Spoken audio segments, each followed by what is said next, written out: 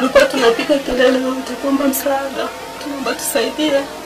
Lakini wanapovunja mlango tukawa tunapiga kelele, wakaingia ndani na kumchukua yeye, wakisema sisi ni mapolisi tuna shida na Mdude tu. Mpaka ni katika mmoja wao ndo akanizuia mimi kwamba nisitoke, nisiangalie anapokuja kwamba tusaidie polisi. Mpate sauti zangu, tumpate akiwa sawa, kwa sababu najua sikapo ni polisi ndio waliojitambulisha.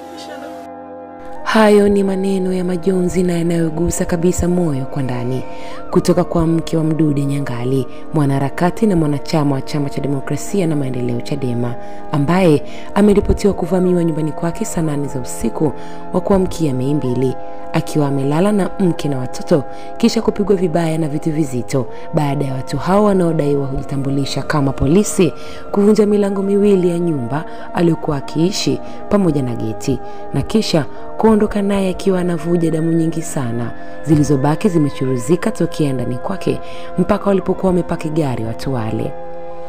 Mke wa Mdude anadai walimzuia yeye kutoka ili kushuhudia mumewe alivyokuwa akipigwa, ila alikuwa akisikia tu kipigo.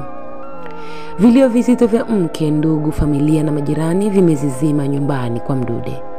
Mke wa Mdude amenukuliwa akisema waliokuja kumchukua mumewe walijitambulisha kuwa ni jeshi la polisi, ambapo jeshi la polisi lilijitokeza kwa umma na kusema kuwa limepata taarifa za kuvamiwa, kupigwa na kuchukuliwa Mdude. Jeshi limeanza uchunguzi mara moja na pia linaomba yeyote mwenye taarifa juu ya tukio hilo azifikishe, likimaanisha pia kuwa wao hawakuhusika kama mke alivyonukuliwa. Tarehe 2 mwezi wa 5 mwaka 2025 majira ya asubuhi, jeshi la polisi mkoa wa Mbeya limeweza kupokea taarifa kutoka kwa mtu ambaye anaitwa CJ Mbuki Emmanuel mwenye umri wa miaka 31, mkazi wa Iwambi, ambaye ni mke wa Mparuka Saidi Nyagali almaarufu Mdude, kuwa mnamo tarehe 2 mwezi wa 5 mwaka 2025 majira ya saa 8 za usiku wakiwa wamelala huko mtaa wa Ivanga, kata Iwambi, jijini Mbeya, kwamba kuna watu wasiofahamika waliovamia baada ya kuvunja mlango na kuingia ndani na kisha kumjeruhi Mparuka Saidi Nyagali au maarufu Mdude sehemu mbalimbali za mwili wake. Aidha, watu hao baada ya tukio hilo walifanikiwa kutoweka na mhanga huyo na kwenda naye usikujulikana. Jeshi la polisi mkoa wa Mbeya linakanusha taarifa zinazosambaa katika mitandao mbalimbali ya kijamii ambayo zinadai askari polisi kuhusika na tukio hili. Jeshi la polisi mkoa wa Mbeya linaendelea na ufuatiliaji ili kumpata mhanga huyo na kuwabaini waliohusika katika tukio hili kwa hatua zaidi za sheria. Kwa hiyo jeshi la polisi mkoa wa Mbeya linatoa wito kwa yote mwenye taarifa za mahali alipo Mparuka Saidi Nyagali au maarufu Mdude azitoe ili kufanikisha kumpata, pamoja na taarifa za watu waliohusika katika tukio hili tuweze kuwakamata. Tukirudi nyuma kidogo, pia ni kwamba siku moja kabla Mdude kutekwa, yani April 30, 2025, aliposti kupitia akaunti yake ya mtandao wa kijamii wa X na kujulisha umma kuwa anatafutwa anapoishi, na nukuu alichoandika: jeshi la polisi mkoa wa Mbeya wanatafuta nyumba ninayoishi, sijui wanataka kuja kutambika au kuniteka.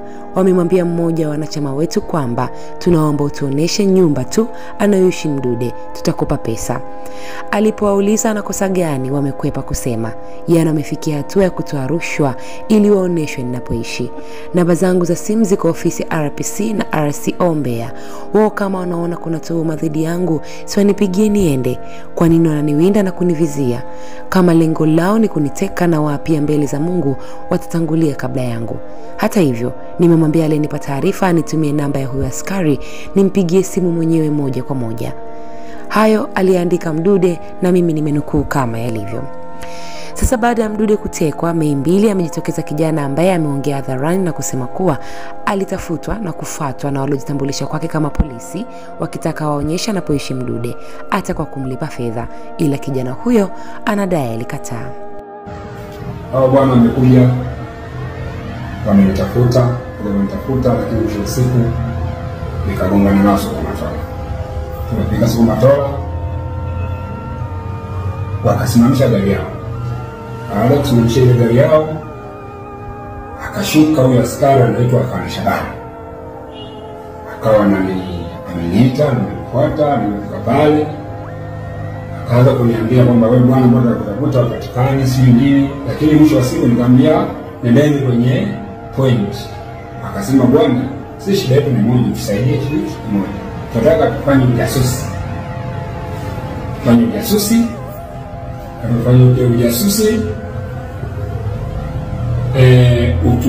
Utuelekeze panapokaa Mdude. Nikaambia Mdude mimi kwanza hapo mjini muda mrefu hayupo. Ameshahama, yuko Tukuyu, na sijui Tukuyu ni sehemu gani. Wao wataweza kurudi tena kwangu niambia, wakaniambia tukupe hela. Upangie guest mazingira ya Tukuyu, ukae huko uhakikishe umemfuatilia huyo bwana mpaka nampata. Mwisho wa siku mimi nikawaambia sina muda wa kwenda huko. Na kwanza sasa hivi nenda nyumbani, naoga, nishaoga, naondoka nenda Sumbawanga. Wakaniuliza swali, nenda wapi? Nikamwambia mimi nakwenda Sumbawanga na nisharudi, sijajua narudi lini. Akasema utakaporudi tuwasiliane. Mimi sisi tutakupa hela yoyote unataka. Ile kikubwa tumpate nani? Ndio nikawaambia sijui wapi lini. Labda pengine nikirudi hapo tutawasiliana. Ndio na wenyewe muda huo wakaanza ile gari wanaondoka, mimi naondoka. Jana ndo napewa taarifa. Naambiwa Mdude amekamatwa, amepigwa sana. Mama kapigwa na haijulikani alipo. Sasa badala hapo mimi kama mimi bila shaka sikuishia pale.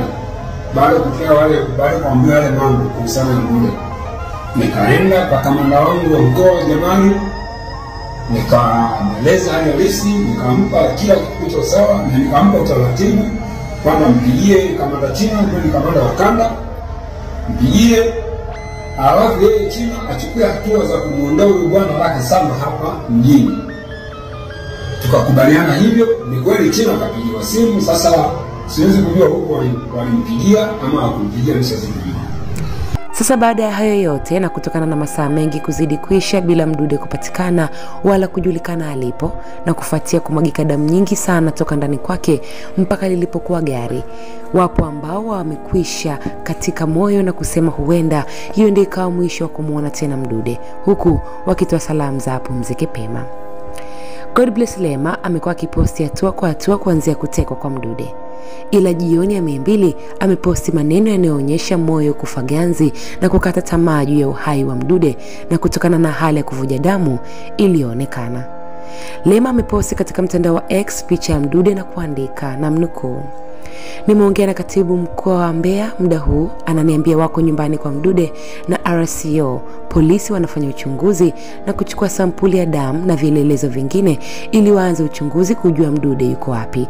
Kwa taarifa hii na matendo haya ninaweza kusema kabisa kuwa inawezekana ndio ukawa mwisho wa mpiganaji wetu Mdude Nyangali. Moyo wangu unavuja damu.